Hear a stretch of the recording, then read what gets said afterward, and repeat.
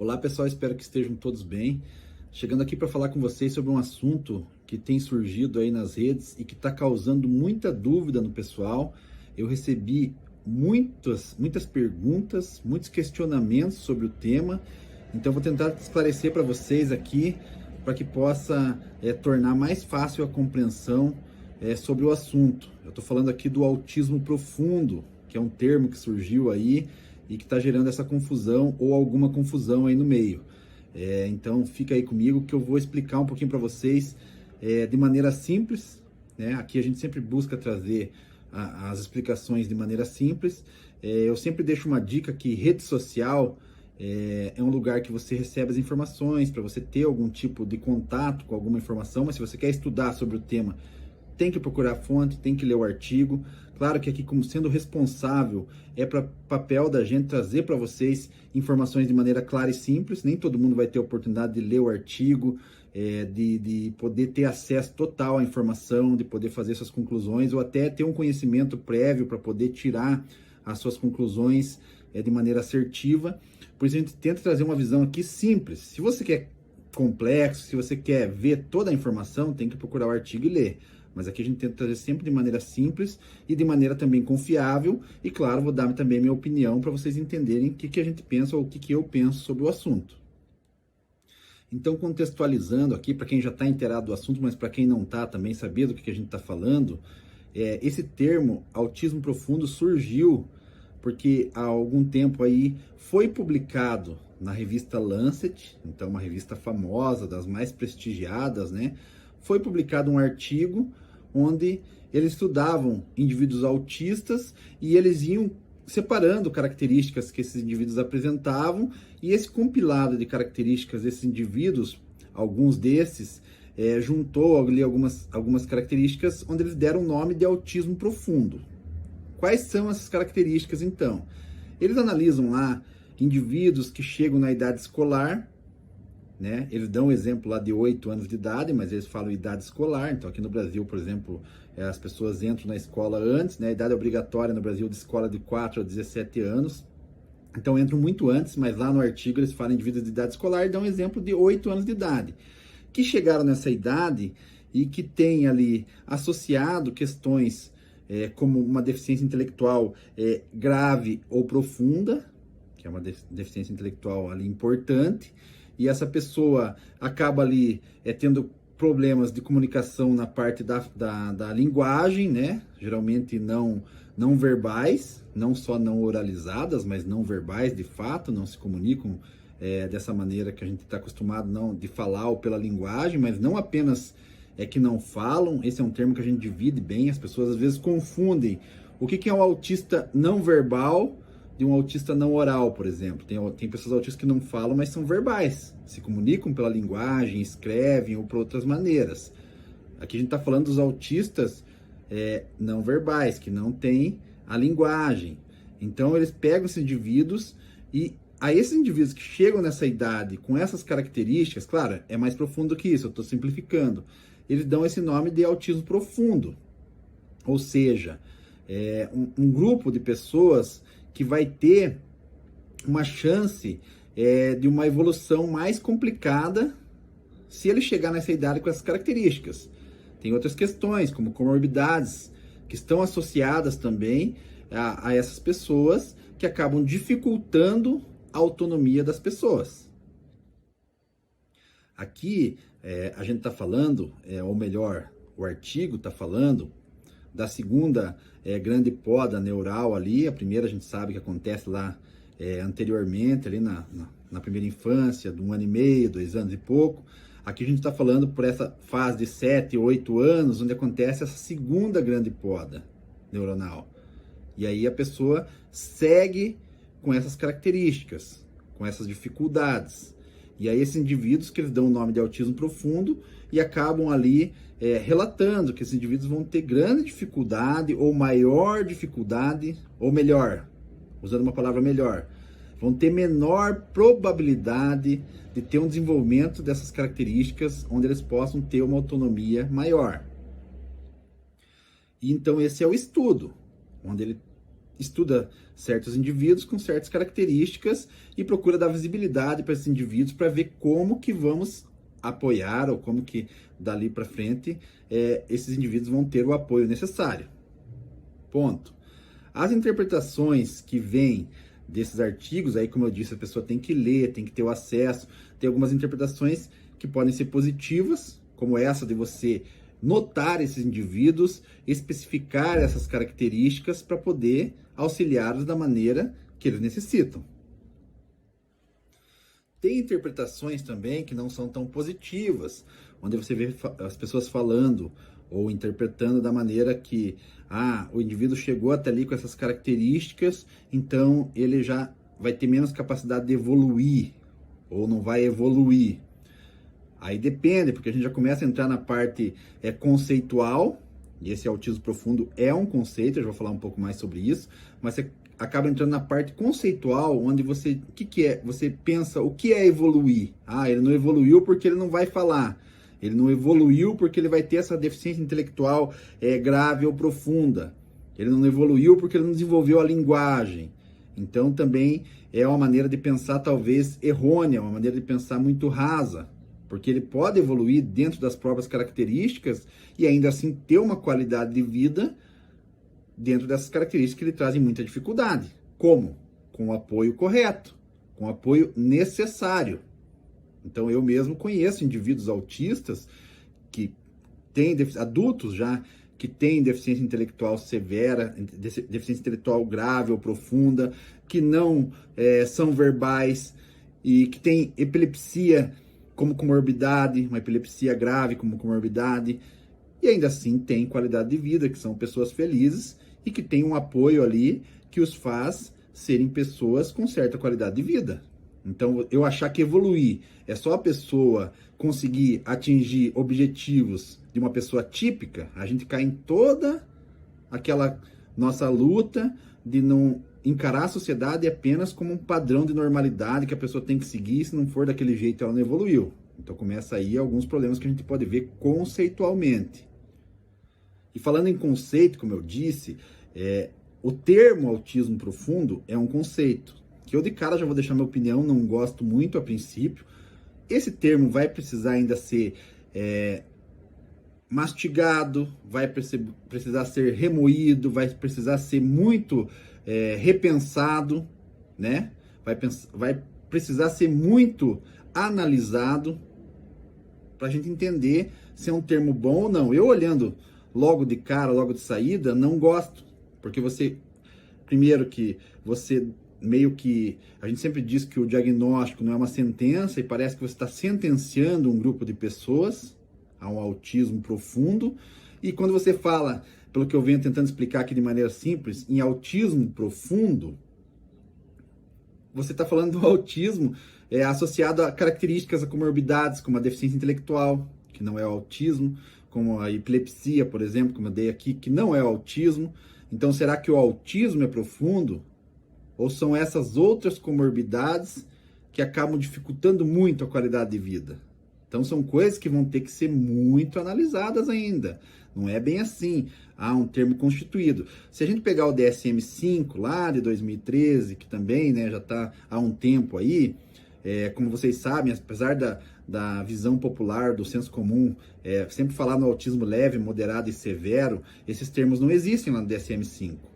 É autismo nível 1 de suporte, autismo nível 2 de suporte e autismo nível 3 de suporte. Se você pegar o CID-11 que entrou em vigor agora em 1º de janeiro, mas ainda está em adaptação do CID-10 para o CID-11, vai demorar algum tempo, o CID-11 já traz também o transtorno de espectro autista, analisando para essas questões da deficiência intelectual ou não, e da linguagem, da dificuldade de linguagem ali, ou não. Então ele traz essas questões, mas não é obrigatório. Para você ser autista tem que ter deficiência intelectual, por exemplo. Então você fala autismo profundo, e esse autismo profundo tem que sim estar associado a essas questões como uma deficiência intelectual ali importante, a questões de linguagem importantes. A gente está falando de outras coisas que não autismo. Então talvez autismo profundo não seja o melhor termo. E é um conceito que eu vejo alguns problemas. Conceito não é só terminologia. E eu sempre bato na tecla que a linguagem importa, que a língua importa, como a gente fala, as coisas importam, como a gente se refere aos indivíduos importam e afetam, inclusive, tratamentos, afetam sociologicamente como aquele indivíduo é encarado na sociedade. Por exemplo, como alguém que não evolui ou que tem menos chances de evoluir. Você veja a importância, como eu falar, alguém que tem menos chances de ter uma autonomia porque vai ter maiores dificuldades, ou alguém que não evolui. Então tem diferença, as coisas não são assim, só palavras, então tem que ser analisado. Outra questão que as pessoas estão falando, Fábio, mudou então? Não é mais autismo leve, moderado e severo, agora tem mais um, o autismo profundo? Então, como eu disse, esses termos leve, moderado e severo, eles são do senso comum, não são termos científicos a princípio. O autismo profundo não é um termo ainda oficial científico. É uma sugestão que foi usado nesse artigo da Lancet, que é um artigo importante, feito por pessoas importantes, numa revista importante. O que não quer dizer que porque foi sugerido, amanhã vai ter que mudar o CID, vai ter que mudar o DSM, porque foi sugerido esse termo e tem que ser assim. Ou que esse termo é bom, ou que é ruim. Eu, como disse, a princípio, e a gente gosta sempre, a gente demora às vezes um pouco mais para dar as opiniões aqui, para trazer as nossas análises, porque a gente gosta de entender bem, de compreender bem, de ler as fontes. Eu, a princípio, não gosto do termo. A princípio, eu não gosto do conceito. Mas quem que é você para questionar, que saiu na Lancet com autores importantes? Não é essa a questão. Eles fizeram uma opção por esse termo e a comunidade científica vai discutir. E quem se opõe ou quem não gostou também vai discutir. É importante a gente se colocar, porque a gente não pode simplesmente aceitar as coisas porque foi alguém importante, porque tem um argumento de autoridade e achar que aquilo é bom. Durante a história da ciência, durante a própria história recente do autismo, nós vimos que vários conceitos foram mudados porque pessoas autistas, por exemplo, disseram que aquilo não era bacana. As estereotipias até pouco tempo atrás eram questões que os tratamentos visavam eliminar no autismo, porque diziam que era um comportamento sem função. Então, pessoas autistas vieram e se colocaram contra, cientistas vieram e se colocaram contra, entendendo um pouco mais esse comportamento. Várias pessoas começaram a fazer uma reanálise e ver, não, estereotipia não é um movimento sem função, não é algo sem função. Ela é importante para o indivíduo autista, então ela deve ser retirada se for algo prejudicial para a pessoa ou para as outras pessoas, mas só por retirar porque não tem função, porque acha que é feio, porque não gostavam, não é o caso. Então, não é porque saiu na Lancet que foi um decreto, tem que ser assim, existe o termo autismo profundo e tá certo e acabou. Não. Claro que a gente não está julgando credibilidade nem dos autores, foi uma opção dos autores e uma sugestão, e nem da Lancet, né? Mas também trazendo a história recente, eu acho que é sempre importante, porque que a gente sabia a história, para não repetir os erros. E não estou falando que esse artigo, entenda bem, não estou falando que esse artigo é equivocado, não estou falando que esse artigo é ruim, mas só o argumento de autoridade não é o suficiente. E aí eu trago o exemplo da própria Lancet, que foi a revista, por exemplo, e vamos guardar as proporções, eu não estou comparando um artigo com o outro e nem julgando esse artigo como se ele fosse falso, mas foi a própria Lancet que publicou o artigo da vacina, da relação da vacina com o autismo, que traz tantos transtornos até hoje. Até hoje tem gente que pensa que vacina causa autismo. Foi publicado na Lancet, que era uma revista importante, que era uma revista prestigiada, que tinha um controle de qualidade, de escolha de artigos, de autores, e etc, etc. Então vejam, eu não estou falando que esse artigo é falso, não estou falando desses autores, nada disso. Só estou falando que o argumento de autoridade por si só não basta. Não é porque saiu na revista que virou um termo oficial. Tudo isso tem que ser analisado, tudo isso tem que ser repensado. O objetivo não é afrontar nada, não é criar mais polêmica, é só explicar que, calma, pessoal, não tem um novo tipo de autismo, não tem autismo nível 1, nível 2, nível 3 e agora o autismo profundo, não, continuam as mesmas nomenclaturas. Essa foi uma sugestão feita nesse artigo, nessa revista, que é importante porque, como eu disse, é uma revista prestigiada e que a comunidade científica com certeza vai levar em conta. Tanto é que a gente está falando isso hoje porque chegou nos ouvidos aí da população em geral. O maior exemplo de que algo tem impacto é quando chega fora da comunidade científica, que as pessoas começam a discutir isso, inclusive fora, porque é difícil essa conversa da comunidade científica com a comunidade em geral. E agora isso está transpassando, isso é legal, isso é bom, para as pessoas buscarem entender. Então, calma. Foi uma sugestão feita dentro de um artigo e que tem que ser feito, analisado, passado por um crivo de toda a comunidade, vai ter que ter muita discussão ainda, né? A ciência é assim, por isso que você publica um artigo. Os artigos, o método científico ele é assim, as pessoas publicam e daí há discussão de todo o resto da comunidade científica. Sociologicamente é uma discussão importante também.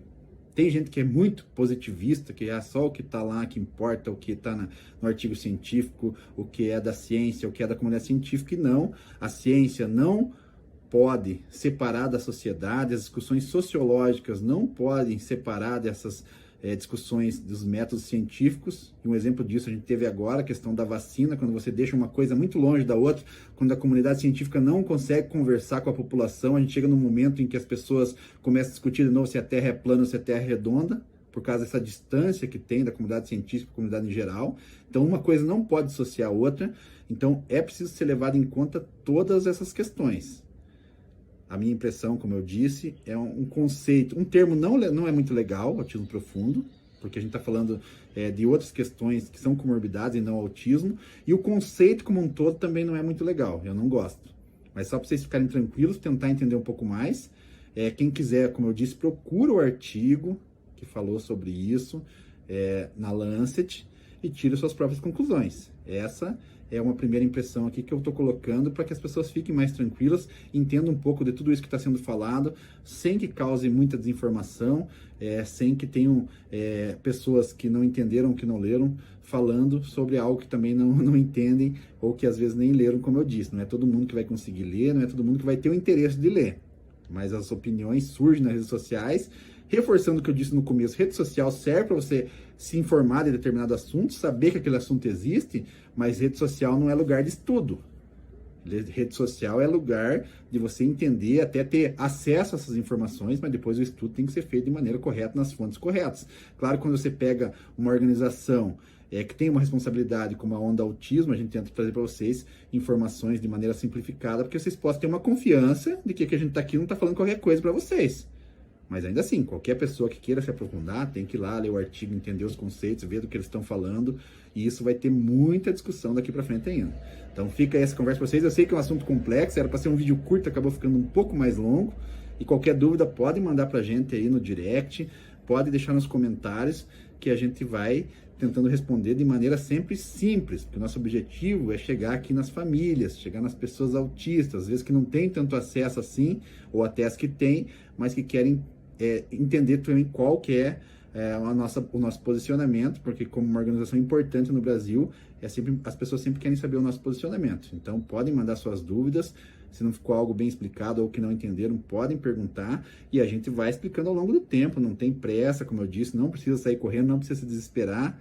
Esse termo do autismo profundo surgiu agora, muito recentemente, e ainda tem muita coisa para ser discutida quanto a isso. Um abraço, pessoal, e qualquer coisa, manda dúvida de vocês aí.